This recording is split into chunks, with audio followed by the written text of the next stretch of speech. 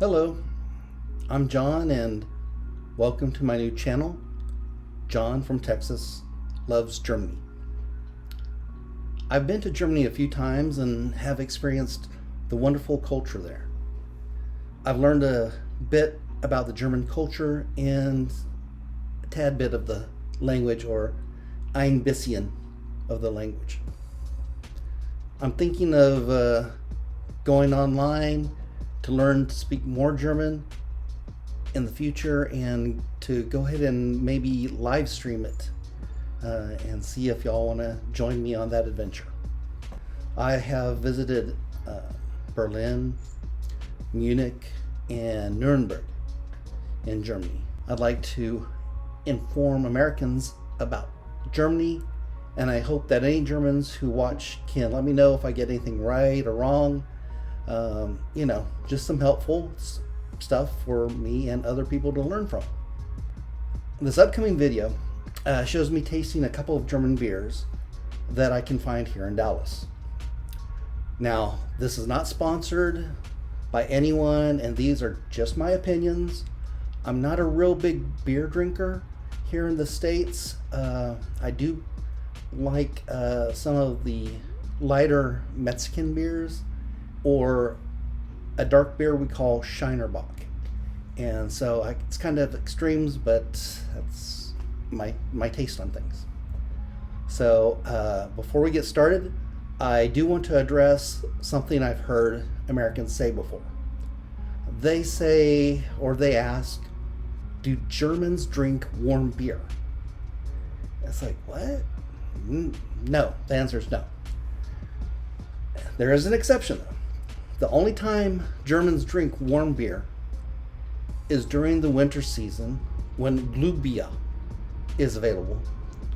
Glühbier is a warmed mulled beer, with spices that are added to it, like cardamom, cinnamon sticks, allspice, whatever, etc. Just for certain, just to let you know, Germans drink their beer cold. Okay? All right. Now, let's go on to the video. And the first one will be this Hofbrau Dunkel. Okay, and that's made by Hofbrau Munich. That's the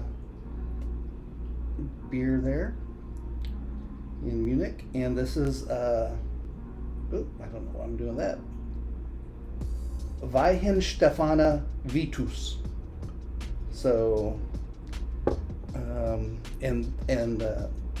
like I said, this one is a brewery in Munich, and this is one that's outside of Munich, and it's the oldest one in the world, oldest brewery that has been making beer and hasn't stopped since 1040 AD.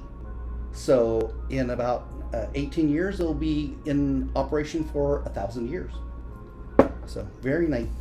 All right. Sorry, I only have this kind of glass. For those who feel that you have to have a right glass for each beer, I'm sorry. And I'm not a good pourer, so we'll just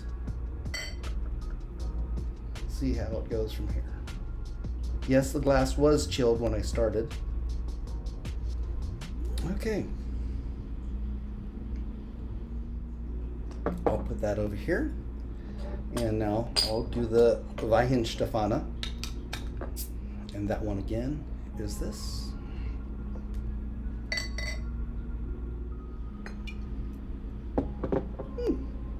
I didn't do too bad of a pour. Not much head. So, I do have some information on these beers to give you some background. This is considered a lager, and it's a dark lager.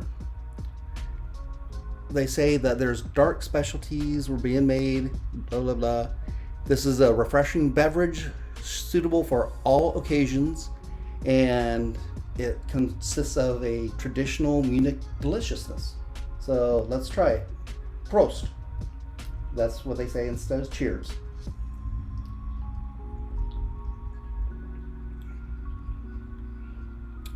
Ooh, yeah, that's got a hearty feel, a good mouth feel, a little bit on the bitter side, but a sweetness in the aftertaste. Hold on.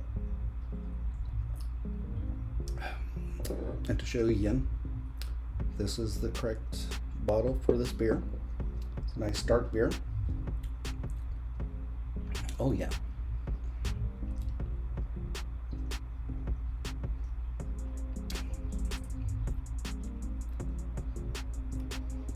Yeah, it's doesn't have a overly hoppy taste. It's goes pretty cleanly, and it leaves almost a caramelized aftertaste with just a hint of, and some beers have a skunky feel to them. This one does not. This is a good smell, a little earthy, but the taste is just very good, very smooth. Okay, so that's how the Dunkel, the Hofbrau Dunkel is.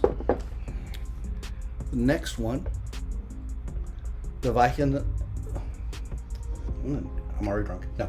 The Weichen Stefana Vitus will give this, it's considered a Bach, Weissensbach, and this is their light-colored, spicy single Bach. It's has a fine yeast and a creamy foam. Sorry, I'm reading off the other monitor.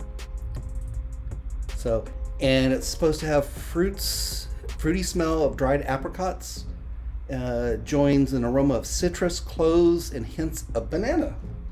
I did not see that coming. Full-bodied and sparkling with an effervescent mouthfeel. Well, we'll just have to see. It's very fruity. It's a noble wheat beer. And once again, I'll let you know what it is. It's the Vitus. Let's see. There we go. Weichen Stefana Vitus. So, Prost again.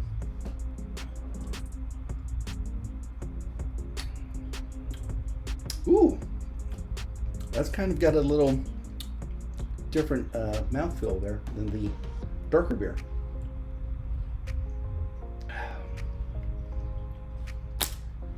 Sorry, get a little bit of water between the tastes.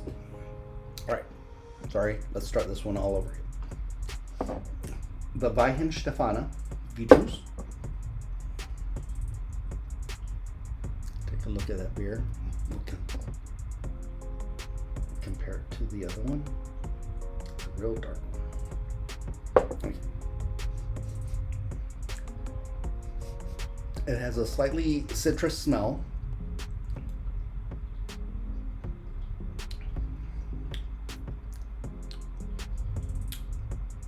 A little bit of a fruity aftertaste.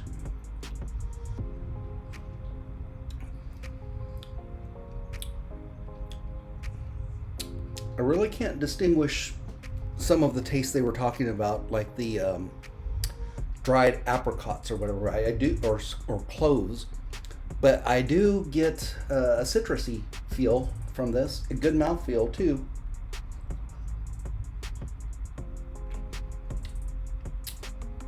It's nice and refreshing.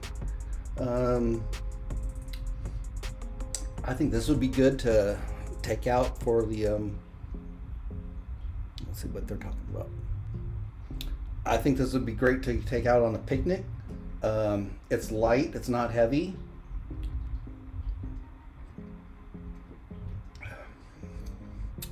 But don't let it fool you. This has a 7.7% alcohol content to it.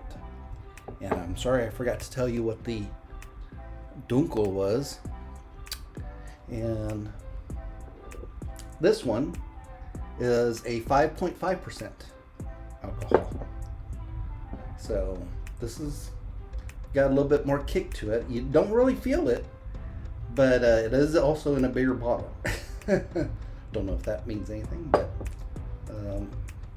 this is a really good, tasty, and light beer, especially for here in Texas, because it's very warm right now, and this is refreshing, and it's just I think an all-around good beer for maybe some burgers and whatnot. So, all right, I think that's all